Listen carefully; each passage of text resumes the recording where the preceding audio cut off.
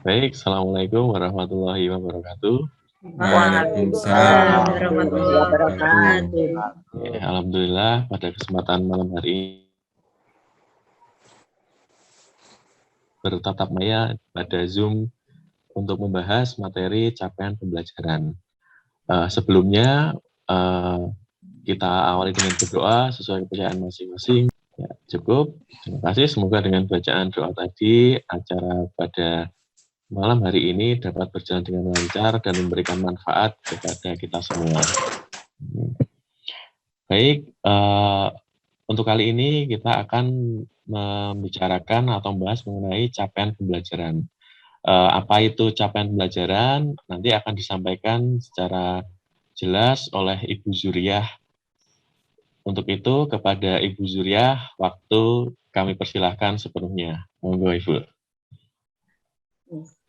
Assalamualaikum warahmatullahi wabarakatuh. Bapak Ibu semua, semoga kita selalu sehat. Nanti saya minta bantuan Ibu Budi untuk menjadi operator ketika saya menyampaikan mengenai capaian pembelajaran.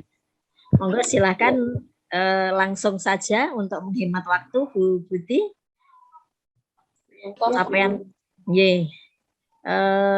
Capaian pembelajaran seperti yang sudah disampaikan oleh beberapa narasumber, kemudian juga disampaikan oleh Bapak Kepala Sekolah bahwa sekolah kita itu akan menggunakan kurikulum sekolah PK yang dulu ada ketika di kurikulum 2013 itu ada istilah kompetensi inti atau KI, kompetensi dasar atau KD, itu dalam kurikulum ini tidak ada lagi istilah itu. Istilah yang akan kita pakai antara lain adalah capaian pembelajaran. Nah, Bapak dan Ibu, ini materi capaian pembelajaran. Jadi capaian pelatihan adalah peserta yang akan memahami tujuan fungsi dari capaian pembelajaran ini. Nanti peserta juga akan mengambil kesimpulan mengenai profil siswa yang di kurikulum ini diberi nama profil pelajar Pancasila. Nah, nanti apa itu kaitan-kaitannya antara capaian pembelajaran, profil pelajar Pancasila itu akan terlihat di sini nanti. Next. Ini tujuan pembelajaran kita. Setelah mengikuti pelatihan ini, diharapkan nanti peserta mampu menjelaskan konsep capaian pembelajaran dengan menggunakan pemahaman sendiri. Yang kedua, memahami posisi dan fungsi capaian pembelajaran dalam perencanaan pembelajaran. Yang ketiga, memahami latar belakang adanya capaian pembelajaran. Dan yang keempat, memahami tujuan adanya capaian pembelajaran dan pengaturan capaian pembelajaran. Next. Inilah letak capaian pembelajaran pada kerangka dasar kurikulum sekolah PK. Agak diperbesar dikit, Bu. Yang warna itu saya tidak bisa melihat. Yang mana? Oke. Ya, cukup. Ini letak capaian pembelajaran ada di mana? Yang pertama di atas, paling atas adalah tujuan pendidikan nasional. Kemudian di bawahnya ada profil pelajar Pancasila. Ini nanti akan kita capai dari bawah ya. Akan kita capai dari bawah. Nah, yang tertinggi adalah tujuan nasional. Yang di bawahnya adalah profil pelajar Pancasila. Kemudian di bawahnya lagi adalah standar kompetensi lulusan. Lalu di bawah itu ada standar isi, standar proses, standar penilaian, dan standar lainnya. Kemudian ada struktur kurikulum, ada capaian pembelajaran, ada prinsip pembelajaran, dan asesmen. Nah, ini adalah kerangka dari kurikulum secara menyeluruh. Kita, guru, itu akan mulai dari bawah ini. Kita harus mengetahui struktur kurikulum, kemudian kita akan melaksanakan atau menjabarkan, menyampaikan capaian pembelajaran itu kepada siswa, lalu prinsip pembelajaran dan asesmen. Nah, ini yang akan kita lakukan nanti. Nah, untuk yang lain-lain, maksudnya ada struktur kurikulum, ada prinsip pembelajaran dan asesmen, itu nanti akan disampaikan oleh narasumber yang lain. Nah, kita sekarang akan belajar tentang capaian pembelajaran.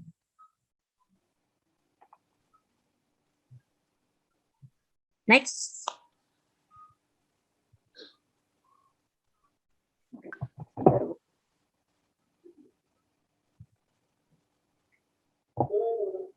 Konsep capaian pembelajaran. Jadi capaian pembelajaran itu merupakan kompetensi pembelajaran yang harus dicapai oleh peserta didik pada setiap tahap perkembangan peserta didik untuk setiap mata pelajaran pada satuan pendidikan dasar dan menengah. Nah, capaian pembelajaran ini memuat sekumpulan kompetensi dan lingkup materi yang disusun secara komprehensif dalam bentuk narasi. Jadi capaian pembelajaran kita masih dalam bentuk narasi. Kemudian konsep kedua, suatu ungkapan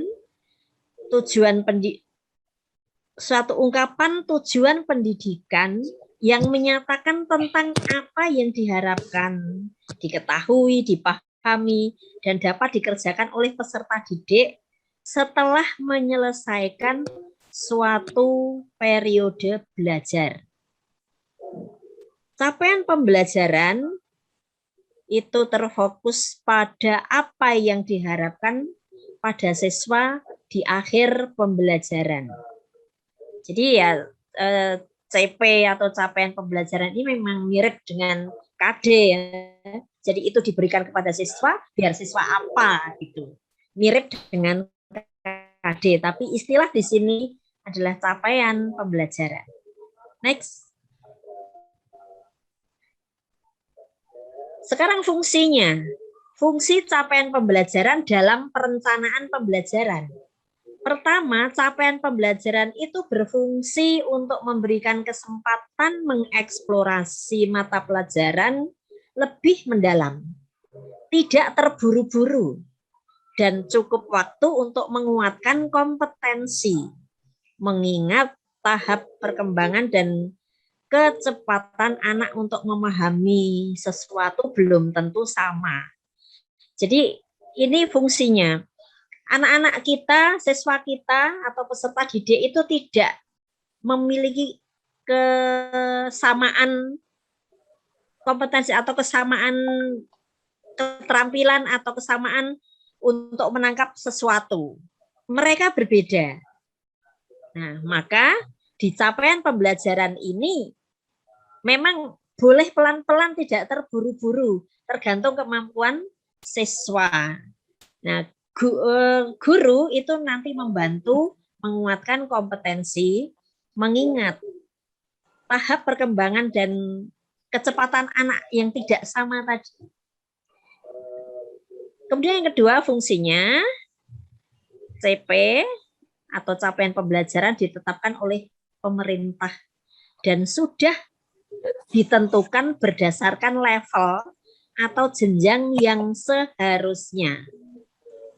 Jadi CP ini yang menentukan adalah pemerintah. Sudah disesuaikan dengan level atau jenjang yang seharusnya. Nanti berikutnya akan ada jenjang apa saja toh yang nanti akan menerima CP ini atau siswa-siswa itu. Nah, ini untuk kurikulum yang baru ini. Teaching at the right level. Jadi ada jenjang siswa yang tidak sama dengan jenjang yang kemarin sudah dibuat nih. Dibuat tidak sama atau gimana ya, pokoknya agak berbeda lah dengan yang kemarin kurikulum 2013. Next.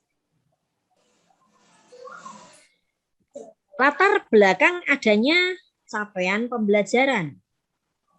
Nah, latar belakangnya apa? Latar belakangnya itu perlunya sebuah gambaran tentang arah tujuan yang akan dituju. Arah kemana yang akan dituju. Kemudian gambaran harapan yang akan diraih tentang pengetahuan, keterampilan, dan sikap. Nah, yang harus diperoleh siswa itu seperti apa? Ini latar belakangnya. Kemudian adanya CP ini, jadi CP ini akan membantu guru dalam merencanakan suatu pembelajaran, mendesain teknik penilaian, mendesain teknik evaluasi, dan sebagainya. Itu latar belakangnya. Next. Kemudian tujuan CP atau capaian pembelajaran di SMK. Tujuan CP adalah untuk menunjukkan kemajuan belajar yang digambarkan secara vertikal dari satu tingkat ke tingkat yang lain, serta didokumentasikan dalam suatu kerangka kualifikasi. Jadi CP ini tujuannya untuk apa? Yaitu untuk menunjukkan kemajuan belajar yang digambarkan secara vertikal dari satu tingkat ke tingkat yang lain, serta didokumentasikan dalam bentuk kerangka kualifikasi. Nah, ini nanti yang akan menjabarkan itu di hal asesmen. Kemudian tujuan yang berikutnya untuk memaksimalkan tujuan tersebut, maka capaian pembelajaran juga harus disertai dengan kriteria penilaian yang tepat dan dapat digunakan untuk menilai bahwa hasil pembelajaran yang diharapkan telah tercapai. Capaian pembelajaran bersama dengan kriteria penilaian yang digunakan harus dapat mengidentifikasi tujuan belajar yang terukur. Saya ulang. Capaian pembelajaran bersama dengan kriteria penilaian yang digunakan harus dapat mengidentifikasi tujuan belajar yang terukur. Nah, itu nanti juga akan ada pembicaraan lebih lanjut, mungkin di tempat lain. Next. Masih di tujuan, yaitu mengembangkan dan menguatkan kompetensi dan karakter yang sesuai dengan profil pelajar Pancasila. Menguatkan kompetensi yang sesuai dengan profil pelajar Pancasila. Jadi ada tujuan yang akan dicapai oleh CP di SMK. Lanjut. Prinsip capaian pembelajaran di SMK. Yang pertama, prinsipnya adalah terukur dan spesifik. Dalam hal ini, berdasarkan hierarki tahapan konseptual proses pembelajaran yang hasil belajarnya dapat digunakan untuk mendeskripsikan kemampuan siswa dengan aspek yang diperhatikan adalah pemahaman dan pengetahuan. B. Praktis. Kemudian bagaimana merancang dan melaksanakan eksperimen. Kata yang umum digunakan kata yang umum digunakan, menunjukkan, menerapkan, dan lain-lain. Kemudian berikutnya keterampilan generik. Kata yang digunakan itu menganalisis, membandingkan. Nah, pada umumnya keterampilan memecahkan masalah. Jadi harus terukur. Diberi kata yang kata itu bisa dilaksanakan atau dalam taksonomi Bloom KKO itu ya, kata kerja operasional. Next. Yang kedua adalah fleksibel, sesuai proses dan tahap belajar siswa. Siswa tidak sekedar tahu, namun kegiatan dalam berproses ini bagaimana bagaimana dalam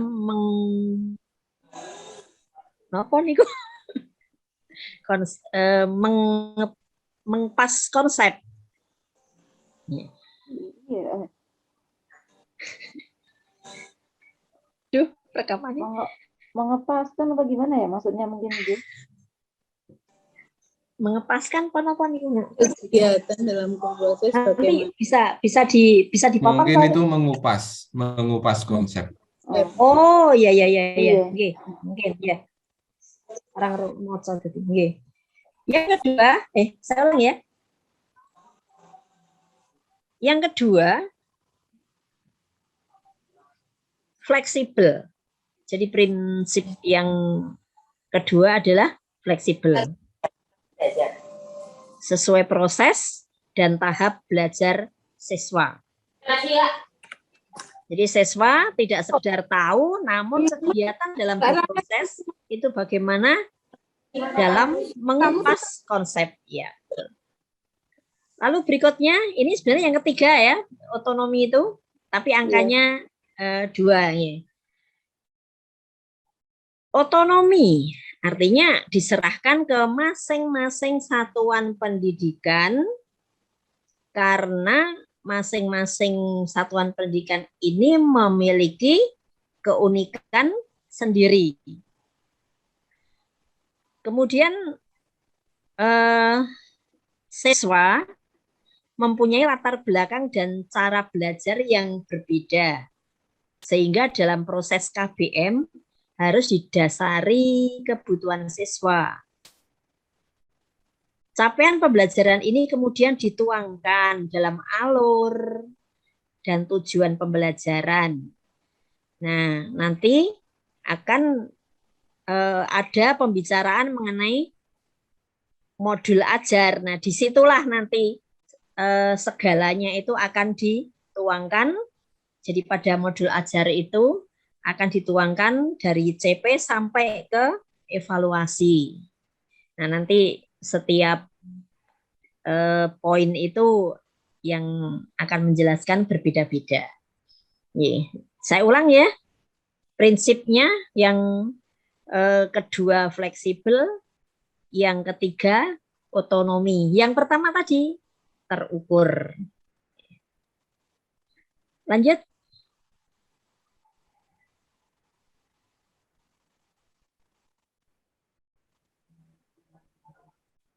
Ruang lingkup capaian pembelajaran di SMK. Oke, ada A, format rumusan capaian pembelajaran. 1. Bentuk penulisan. Ditulis dalam bentuk paragraf sehingga keterkaitan antara pengetahuan, keterampilan, dan sikap terlihat jelas dan utuh. Jadi nanti CP kita itu masih dalam bentuk paragraf dan di situ tertuang semuanya, baik itu pengetahuan, keterampilan, dan sikap.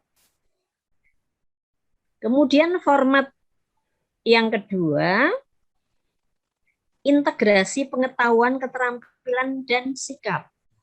Nah, merupakan peleburan dari KI dan KD yang diharapkan menjadi kesatuan penjabaran kemampuan yang diharapkan dapat dikuasai oleh anak atau siswa atau peserta didik di akhir pembelajaran dan disesuaikan dengan tujuan untuk mengembangkan dan menguatkan kompetensi dan karakter sesuai dengan profil pelajar Pancasila. Mengapa di sini selalu ada profil pelajar Pancasila? Mengingat di atas tadi sebelum kita mencapai tujuan pendidikan nasional, kita harus mencapai dulu profil pelajar Pancasila. Maka kalau sudah menjadi atau sudah mencapai itu profil pelajar Pancasila, itu maka tujuan nasional tinggal sedikit lagi ada di atasnya. Oke. Jadi profil pelajar Pancasila itu tidak bisa dipisahkan atau tidak bisa diabaikan begitu saja di kurikulum yang terbaru ini. Lanjut.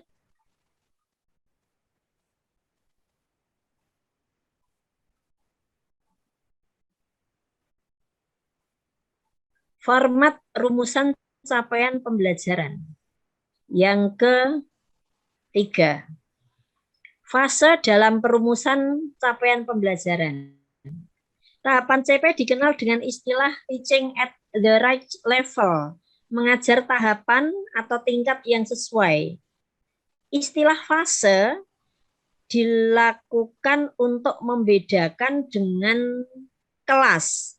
Karena peserta didik di satu kelas yang sama, itu bisa jadi mereka beda fase. Atau yang tepat nanti kalau melihat fasenya itu antara kelas berapa atau usia berapa gitu, dalam satu fase itu bisa jadi ada 2 kelas. Jadi kelas itu besok diganti dengan istilah fase. Lanjut. Nah, ini fase A. Fase A itu pada umumnya adalah kelas 1 dan kelas 2 SD. Ya, kalau kelas 1 dan kelas 2 itu SD. Itu fase A. Jadi fase A itu ya usia mereka, usia kelas 1 dan kelas 2. Kemudian yang fase B itu nanti pada umumnya adalah kelas 3 dan kelas 4. Fase C pada umumnya SD kelas 5 dan kelas 6. Kemudian ada fase D lanjutannya SMP dari kelas 7 sampai dengan kelas 9. Lalu fase E adalah siswa SMA atau SMK kelas 10. Dan yang terakhir fase F adalah berisi siswa kelas 11 dan kelas 12, baik SMA maupun SMK. Nah, ini fase-fase yang harus dipahami oleh para guru juga. Jadi, kemungkinan ini besok digunakan untuk menggantikan istilah kelas. Nah, materi itu dikemas dengan fase, bukan dikemas dengan kelas. Oke, next. Kita lanjut ke komponen pencapaian pembelajaran. 1. Rasional mata pelajaran. Memuat alasan pentingnya mempelajari mata pelajaran tersebut dan keterkaitan antara mata pelajaran dengan salah satu atau lebih profil pelajar Pancasila. Yang kedua, tujuan mata pelajaran, kemampuan atau kompetensi yang perlu dicapai peserta didik setelah mempelajari mata pelajaran tersebut. Jadi tujuan mata pelajaran adalah kemampuan atau kompetensi yang perlu dicapai peserta didik setelah mempelajari mata pelajaran tersebut. Yang ketiga, karakteristik mata pelajaran. deskripsi umum tentang apa yang dipelajari dalam mata pelajaran serta elemen-elemen mata pelajaran yang di dalamnya terdapat kompetensi yang ingin dicapai. Nanti setelah kita membaca CP atau capaian pembelajaran, kita akan menjabarkannya ke dalam elemen-elemen mata pelajaran. Jadi lebih dipersempit untuk bisa membuat tujuan pembelajaran mana yang ingin dicapai. Oke. Lalu yang keempat, CP setiap fase. Deskripsi yang mencakup pengetahuan, keterampilan, serta kompetensi umum. Nah, ini komponen yang ada di dalam capaian pembelajaran. Jadi ada rasional mata pelajaran, ada tujuan mata pelajaran, karakteristik mata pelajaran, dan CP atau capaian pembelajaran pada setiap fase. Lanjut.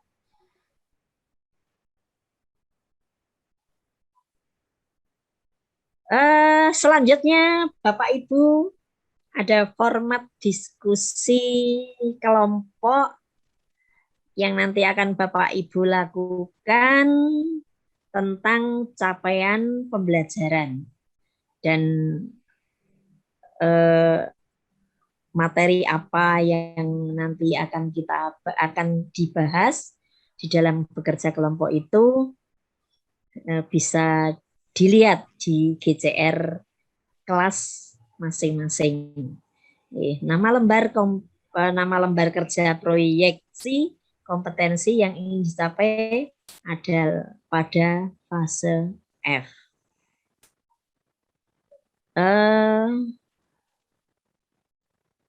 Inilah yang kita bahas di dalam capaian pembelajaran. Saya yakin masih banyak yang belum jelas karena mungkin terlalu cepat ya saya menyampaikannya. Monggo silahkan yang akan bertanya, silahkan bertanya. Nanti kalau saya bisa menjawab, ya saya jawab. Kalau tidak, mungkin saya akan meminta masukan dari narasumber yang lain. Sekian, waktu saya kembalikan kepada pembicara. Assalamualaikum warahmatullahi wabarakatuh. Waalaikumsalam warahmatullahi wabarakatuh. Baik, terima kasih kepada Ibu Zuriah yang sudah menyampaikan materi capaian pembelajaran secara jelas sehingga menambah pemahaman kita terkait dengan capaian pembelajaran. Baik, selanjutnya monggo dari Bapak Ibu barangkali ada yang mau menambahkan atau ada yang masih belum jelas, kami persilahkan untuk bertanya atau menambahkan. Silakan Bapak Ibu.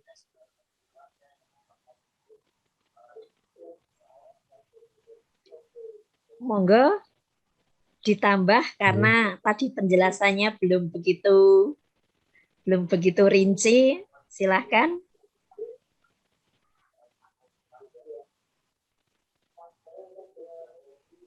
Saya mau tanya duluan, Pak. Monggo, Bapak. Silakan, monggo. Oke, terima kasih atas waktunya. Terkait yang sudah dijelaskan Ibu Zuriah tadi, jadi saya memang belum begitu paham mengenai bagaimana tujuan nasional itu kemudian dituangkan sampai pada capaian pembelajaran. Nah, mungkin kita awali dari yang pertama Ibu, bahwa tujuan nasional tadi kan mungkin gambarannya tadi di materi awal tadi ya, itu kan yang di tingkat bawah itu adalah terwujudnya struktur kurikulum yang kemudian ini akan diimplementasikan di sekolah untuk menerapkan capaian pembelajaran dalam merumuskan materi pelajaran termasuk juga nanti bersama dengan sistem evaluasi atau penilaian. Nah, yang saya tanyakan untuk capaian pembelajaran itu mungkin di materi ini ada contohnya, dan itu capaian pembelajaran itu apakah ditentukan oleh satuan pendidikan atau ditentukan oleh pemerintah. Seperti halnya kalau struktur kurikulum itu jelas, itu yang membuat adalah pemerintah. Nah, untuk capaian pembelajaran ini itu yang membuat apakah satuan pendidikan dari karakteristik dari satuan pendidikan itu sendiri. Itu Ibu dulu yang saya tanyakan, mungkin nanti bisa pertanyaan yang lain. Oke, Bapak. Dina yang pertama tadi. Terima kasih. Yang ditanyakan tadi, siapa yang menentukan capaian pembelajaran, ya Pak? Iya, Ibu, termasuk itu. Apakah pemerintah atau satuan pendidikan? Ya. Capaian pembelajaran merupakan kompetensi pembelajaran yang harus dicapai peserta didik pada setiap tahap perkembangan untuk setiap mata pelajaran pada satuan pendidikan dasar dan menengah. Capaian pembelajaran memuat sekumpulan kompetensi disusun, bukan ini ya, ini konsep ya. Tadi itu capaian pembelajaran itu kan yang menyusun juga pemerintah pusat. Jadi CP itu asalnya dari sana, lalu untuk guru nanti itu menguraikan mana yang per elemen. Jadi dari CP itu kemudian nanti diuraikan oleh guru per elemen. Nah, kemarin yang dijelaskan Bu Narti, kalau yang di Norat, jadi yang A, bagian A, umumnya itu kan memang masih dalam bentuk narasi seperti bahasa Indonesia, bahasa Inggris, mungkin juga matematika ya. Tapi ketika saya membaca kurikulum atau CP-nya yang mesin atau listrik kemarin yang saya baca itu sudah ada rincian. Jadi ada CP-nya, bla bla bla bla bla, terus ada elemen gitu. Nah, itu berasal dari sana, dari pusat. Kita tidak membuat sendiri. Meskipun sekolah itu punya kewenangan untuk karena cirinya masing-masing, tetapi CP-nya tetap itu, hanya kemudian kita kembangkan sesuai dengan sekolah kita. Nah, kalau pemahaman saya seperti itu, Pak. Terima kasih, Bu. Artinya kita menggunakan pedoman struktur kurikulum yang kemudian dituangkan dalam capaian pembelajaran, kemudian tergantung dari situasi kondisi atau karakteristik satuan pendidikan, kita bisa menjabarkan dalam bentuk elemen-elemen yang ini mengadopsi atau mempertimbangkan dengan kondisi sekolah termasuk latar belakang siswa. Ngoten nggih Bu nggih? Nggih. Kadosipun. Nggih. Ya, terima kasih, sangat jelas sekali Bu. Dan nanti mungkin bisa disambung dengan pertanyaan lain. Mungkin kesempatan untuk Bapak Ibu guru yang lain, silakan bisa memberikan pertanyaan. Monggo Pak. Bu. Oke. Monggo Bapak Ibu, barangkali ada yang masih perlu diperjelas lagi, silakan bagi yang mau bertanya. Saya Pak. Oke, monggo Bapak Dwi Indarto. Jadi begini, Mas Dwi. untuk capaian pembelajaran tadi disampaikan bahwa itu nanti juga perlu dipertimbangkan kondisi masing-masing siswa peserta didik nih. Saya jadi bertanya-tanya, bertakon-takon ini kalau bahasanya Pak Andul ini ya. Apakah nanti KKM itu juga akan berlaku secara individu kalau seperti itu, karena kita harus mempertimbangkan keadaan masing-masing siswa. Jadi adanya KKM yang selama ini diglobalisasi satu mapel per sekolah itu, apakah nanti juga harus di spesifik per individu? Demikian, Bapak Ibu semuanya, barangkali ada yang bisa menyampaikan. Terima kasih. Monggo Bapak Ibu, ini ada pertanyaan dari Pak Dwi Indarto. Ada yang kagungan pemikiran seperti apa kira-kira nanti? Ya karena kita memang belum melaksanakan, jadi semua itu masih kira-kira ya. Untuk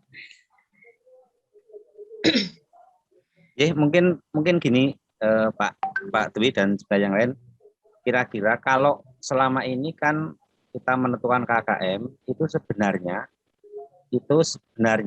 kan berdasarkan dari penyusunan kriteria kertas minimal itu per kelas sebenarnya, karena kita kalau mendata itu sebenarnya per kelas, tapi karena kita dituntut untuk memberikan KKM per mata pelajaran persatuan pendidikan, maka kadang-kadang kita menggunakan KKM perwakilan dari satu kelas yang kita analisis, tapi sebenarnya itu pada hakikatnya adalah persatuan pendidikan per kelas sebenarnya itu.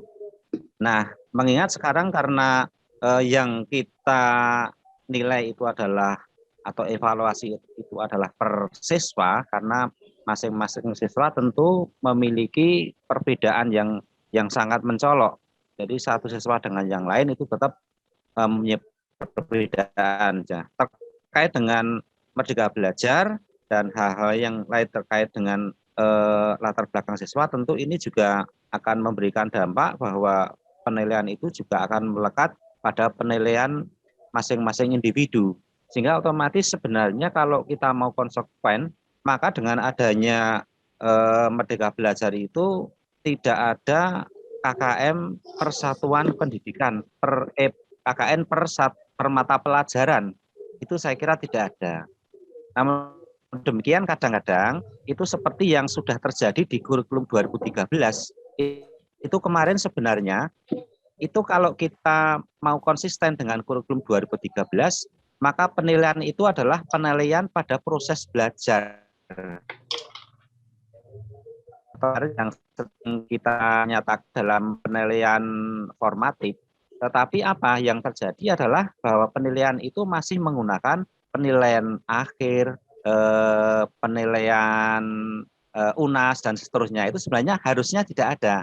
Nah, mungkin ini karena beda kepentingan, maka kadang-kadang tujuan awal itu kemudian akan tergusur oleh kepentingan yang lain, karena mau tidak mau pada proses kelulusan itu pihak pemerintah masih menggunakan ujian nasional. Sebenarnya itu nasional.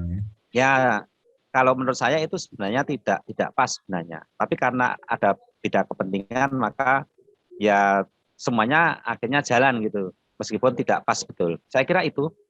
Jadi intinya kita kembali lagi pada masalah tadi, mestinya nanti KKM itu tidak kita terapkan per mata pelajaran persatuan pendidikan. Saya kira itu, mungkin yang lain bisa menambah. Idealnya begitu ya Pak, idealnya ya. Ya. Antik ya sih ya. Pripun Pak Dwi, apakah sudah jelas nopo perlu penambahan lagi? Oleh Pak Bianto itu sangat memuaskan. betul ya. Ya, artinya kan kalau misalnya ini tidak puas, silakan mencari kepuasan di luar, Pak. Atau ada yang mau membantu memuaskan saya? Monggo silahkan. Monggo dilanjut. Kalau ada yang yang menambah tentang oleh Bapak KKM tadi ya. Ada? Sepertinya kalau kita melihat kurikulumnya seperti ini, lalu ada Merdeka Belajar, itu kok kalau masih ada KKM kok ya tidak cocok ya? Ya, betul, Bu. Ya, sebenarnya tidak cocok ya. Kalau misalnya nanti ada, yaitu sesuatu hal yang dipaksakan. Bahkan benar apa yang dikatakan Pak Bianto tadi, kurikulum 13 itu juga tidak ada konsep KKM loh sebenarnya. Iya. Nggak ada itu. Terus konsep ujian nasional juga tidak ada. Tapi ya tetap dipaksakan ada karena kepentingan itu tadi. Dan bahkan Dengan politik. KKM yang dipaksakan untuk tiap mata pelajaran. Jadi disampaikan oleh sekolah, ini loh KKM-nya 75 untuk mata pelajaran ini, kemudian yang produktif sekian, yang itu kan juga nggak begitu pas ya KKM itu. Nah, hanya memang nanti terus terukurnya sampai kompetensi itu benar-benar dicapai oleh siswa itu seperti apa, itu saja, bukan sampai dengan nilai berapa gitu saya kira. Karena KKM itu kan akan menampilkan nilai ya, akan menampilkan apa ya, batas minimal itu anak harus dinilai berapa. Sedangkan kompetensi itu kan dilihat dari cara kerja, kemudian hasil kerja, cara menganalisis dan sebagainya, kan harusnya kompetensi kan dari situ, dari proses, bukan dari dia bisa mencapai nilai sekian sudah KKM, dia mencapai baru sekian belum KKM. Kayaknya enggak seperti itu ya. Kalau menurut saya gitu. Enggak, monggo yang lain.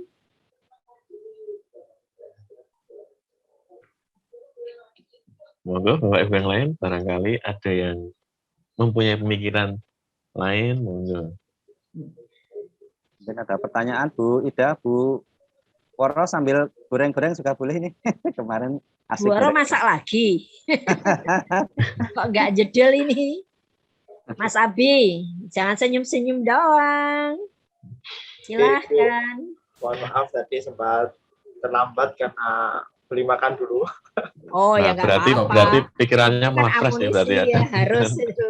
Ya mungkin silakan sedikit ada yang menggelitik di pikiran ya Bu tentang capaian pembelajaran, Merdeka Belajar, dan yang kemarin sudah dijelaskan itu ketika proses pembelajaran ada dua kali penilaian diambil, yaitu tes formatif dan sumatif. Yang masih saya bingungkan, kalau misal di Merdeka Belajar tidak ada KKM, tolak ukur siswa ini sudah tercapai itu apa, itu saya masih belum dapat. Dan yang kedua, ketika tes formatif adalah tes ketika progres, benar ya? Nah, itu kita mungkin bisa ketika proses pelajaran kita keliling atau mungkin kita tanya satu persatu siswa, juga termasuk salah satu tes formatif. Nah, itu kalau misal siswa bisa, berarti sudah dianggap lulus atau seperti apa. Dan kemudian yang tes sumatif, kalau misalnya tidak ada KKM, berarti nilai siswa apa adanya tinggal di ranking saja atau bagaimana, itu saya masih juga belum nangkep. Itu masih bingung saya kalau misal dilihat dari teknis pelaksanaan ketika pembelajaran nanti. Ya mungkin itu yang masih tanda tanya besar di saya sih, Bapak Ibu sekalian. Terima kasih. Saya kira itu adalah ganjalan di dalam pikiran semua Bapak Ibu yang kemarin mengikuti, yang ini kita sedang mengikuti IHT ini. Karena memang gambarannya terus seperti apa itu memang belum tahu. Ketika kita tanyakan ke Pak Waka kurikulum juga diminta untuk menanti ya. Menanti gitu kan. Iya, belum dapat jawaban konkret ya. Makanya kita tetap mengganjal, dan kita hanya kalau meraba-raba wong nggak ada yang diraba. Ada Bu. Ada. Nek Mas Hasabi belum ada itu. Mesake aja. Nah, itu tetap menjadi ganjalan kita. Ya mudah-mudahan saja ketika nanti kita mulai pembelajaran yang sekolah PK ini kan di tanggal 16. 16. Nah, mudah-mudahan kita paling tidak kita mendapatkan gambaran CPK Adika pakai gitu punya ya. Apakah itu utuh diberikan ke siswa atau dikupas dulu atau diapaan dulu, dan nanti mudah-mudahan kita sudah dapat gambaran itu dalam 1 minggu sebelum ini. Saya juga masih bingung itu terus leh kumulang gitu ya. Mungkin sama. Kemarin juga ya. saya sempat lihat jadwal yang terbaru juga untuk materi produktif dijadikan 1 itu juga belum jelas ya Bu, itu bagaimana nanti proses pembelajarannya. Kalau misal produktif jadi 1 semua kan kasihan gurunya ngajar semua produktif di kampus 1 guru. Kalau dulu kan dibagi gambar teknik Pak A, Pak B, nanti mekanika teknik siapa, nanti DDK siapa, seperti itu. Kalau misalnya sekarang saya lihat materinya produktif kejuruan 1 guru, itu juga saya masih belum paham teknis pengajarnya seperti apa nanti. Oh, berarti hanya ada 1 terus beberapa CP gitu. Yang saya baca itu cuman kejuruan, kemudian diampu oleh Bu siapa atau Pak siapa, seperti itu. Oh, jadwal begitu. Saya itu juga bingung nanti seperti apa itu.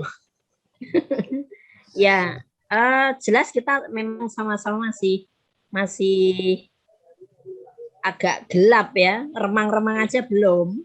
Karena baru CP yang kita ketahui, kemudian evaluasi juga hanya di luarnya saja, kulitnya saja yang kita ketahui. Ya kita terima dulu saja hal ini. Oke, mungkin saya nambahkan sedikit, Bu. Oke. Jadi terkait dengan tadi yang disampaikan oleh Pak Asafi tadi itu terkait dengan penilaian, saya kemarin pernah diskusi dengan Pak Wakakurikulum. Jadi ini termasuk hal-hal ini yang menjadi pertanyaan kita semua sebenarnya. Yang sampaikan Pak Asafi tadi itu sebenarnya pertanyaan kita semua itu. Kemarin sempat saya sampaikan dengan Pak Wakakurikulum, itu pun juga kemarin hanya memberikan gambaran seperti ini. Jadi dalam kita memberikan penilaian pada anak, katakanlah nilai 8, itu nanti ini berbeda. Jadi kita memberikan anak si A itu nilai 8, dengan si B itu 8, mungkin nanti 8-nya itu berbeda. Jadi alat ukurnya berbeda. Nah, bagaimana kita bisa mengetahui alat ukur ini diterapkan cocok untuk anak tertentu? Itu dimulai dari asesmen. Jadi asesmen kemarin kan ada 2 jenis. Satunya adalah asesmen non pedagogik, satunya asesmen pedagogik. Nah, asesmen yang non pedagogik itu kan bagaimana kita menggali kesiapan siswa dalam mengikuti pelajaran, termasuk sarana prasarana yang dimiliki, termasuk mungkin kebiasaan anak selama di rumah, bagaimana dia itu belajar dan sebagainya.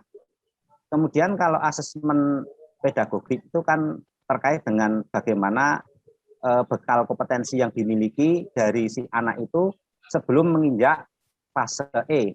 Jadi mungkin di fase sebelumnya ya itu di SMP berarti ya kita gali. Kemudian dari hasil asesmen itu kita mendapatkan gambaran anak itu dia itu grade-nya seperti apa. Jadi kita nanti akan peta kemampuan dari si A, si B, si C, dan seterusnya. Nah, dari situ kemudian kita sudah mempunyai peta anak, maka nanti ini akan kita gunakan sampai pada proses pembelajaran bersama dengan proses penilaian. Jadi itu mungkin gambaran kasarnya itu seperti itu. Nah, nanti penerapannya itu apakah kemudian kita nanti menemui kesulitan-kesulitan di lapangan, ya saya kira tentu. Tapi secara umum gambaran kita untuk mengetahui apakah si anak itu masuk di kriteria yang mana, itu lewatnya adalah proses asesmen tadi, Bu.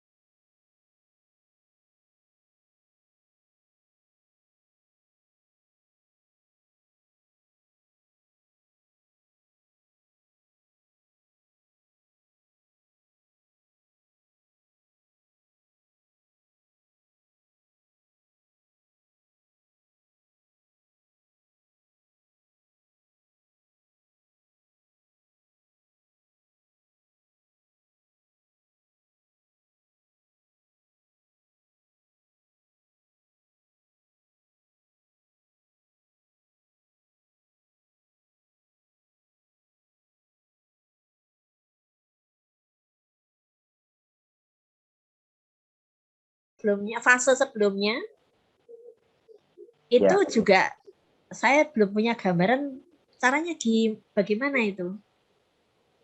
Atau nanti pihak sekolah yang melakukan, kemudian ini loh kelas ini gambarannya seperti ini, atau bagaimana itu nanti ya? Ya Bu, sebenarnya kan kita bisa menengok dari fase-fase tadi itu. Jadi sebelum, kalau kita kan kelas 10 itu fase E ya. Ya. Ya, kita bisa menengok fase D dan fase sebelumnya itu. Ya, yang jelas ya D ya, itu ya. Ya, yang paling yang D itu. Ya. Yang D itu sejauh mana kemampuan anak itu harus terpenuhi di fase E itu. Maka itu yang di fase D itu. Maka itu yang kita gali sebagai pertanyaan awal. Sejauh mana siswa itu menguasai capaian pembelajaran pada fase D. Fase D. Ya, jadi bentuknya seperti pretest itu Ibu. Oh, iya. Ya. Iya. Ya, saya punya gambaran dengan itu tadi, diagnostik itu tadi, tes untuk menjajaki. Ya, mungkin ini ya yang kita bahas. Monggo yang lain. Bergantian. Oh, saya sudah dengar bel ya. Saya sudah dengar bel pelajarannya selesai. Bagaimana Pak Moderator? Barangkali sudah sangat cukup Bapak Ibu. Oh, sudah, alhamdulillah. Karena sesi ini terbatasi waktu yang sangat terbatas, sehingga mungkin cukup Bapak Ibu. Bu Ida. Baik. Baik Bapak Ibu, tak terasa hampir 1 jam kita berdiskusi dengan sangat gayengnya seperti ini, sangat hidup ya. Semoga nanti di diskusi-diskusi selanjutnya kita bisa lebih gayeng lagi seperti ini. Saya ucapkan terima kasih kembali pada Ibu Juriah yang telah menjelaskan materi capaian pembelajaran ini dengan sangat jelas dan menjawab pertanyaan dari Bapak Ibu sekalian. Nah, semoga apa yang Ibu Juriah sampaikan itu dapat menjadi wawasan baru kepada kita semua dan bisa menjadi pegangan untuk menjalankan kurikulum yang baru ini. Mungkin dari saya cukup sekian, kurang lebihnya mohon maaf. Saya akhiri. Wassalamualaikum warahmatullahi wabarakatuh. Waalaikumsalam warahmatullahi wabarakatuh.